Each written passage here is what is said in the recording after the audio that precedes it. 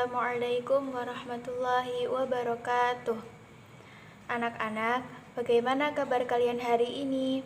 Semoga kalian semua selalu diberikan kesehatan dan kemudahan dalam belajar.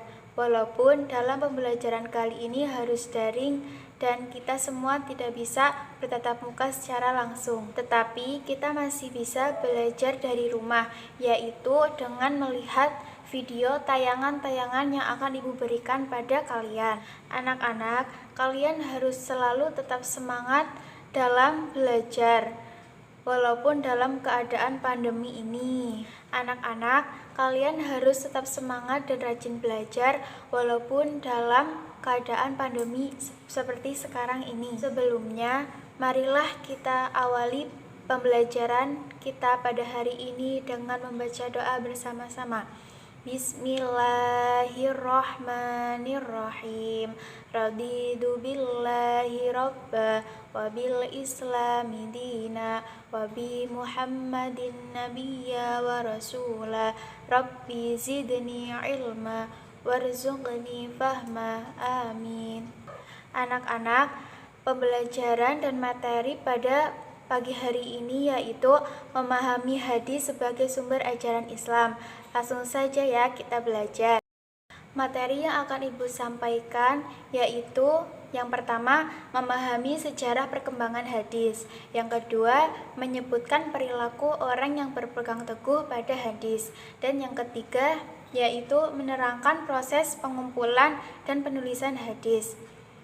Dalam materi memahami sejarah perkembangan hadis itu ada beberapa periode. Namun Ibu akan menjelaskan 4 periode dulu dan periode selanjutnya akan Ibu jelaskan di pertemuan selanjutnya. Periode yang pertama yaitu perkembangan hadis pada masa Rasulullah SAW. Pada masa periode ini disebut sebagai masa turunnya wahyu dan pembentukan masyarakat Islam serta hadis lahir yang berupa sabda, perbuatan, dan takrir Nabi yang berfungsi untuk menerangkan Al-Quran untuk menegakkan syariat Islam dan membentuk masyarakat Islam.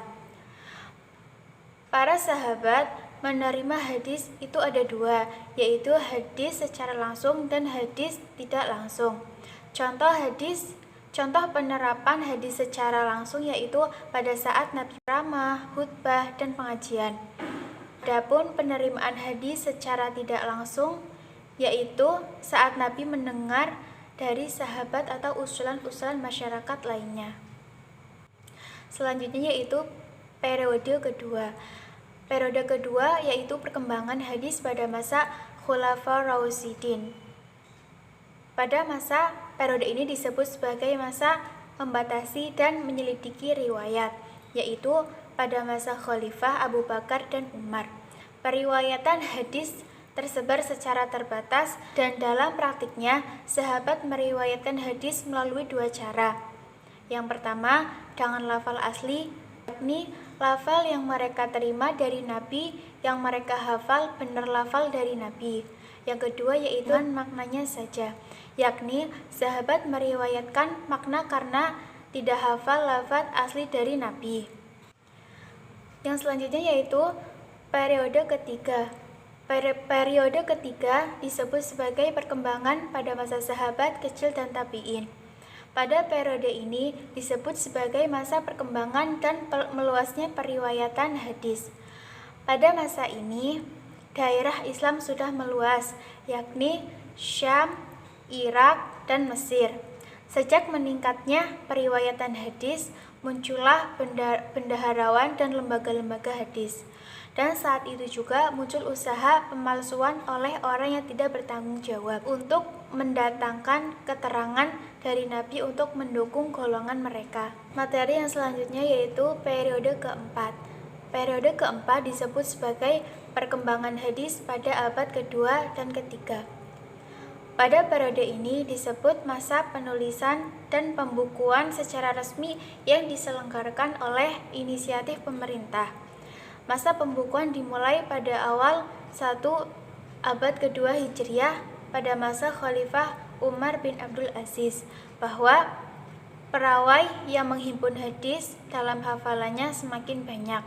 Maka dari itu dibuatlah sebuah pembukuan untuk materi selanjutnya, yaitu perilaku orang yang berpegang teguh pada hadis.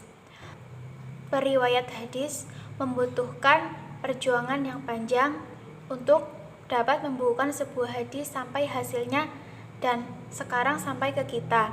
Karena itu, kita harus berperan dalam perjalanan hadis dengan belajar yang serius dan tekun sehingga hadis-hadis tetap terjaga keotentikannya ketika kita sampaikan kepada masyarakat.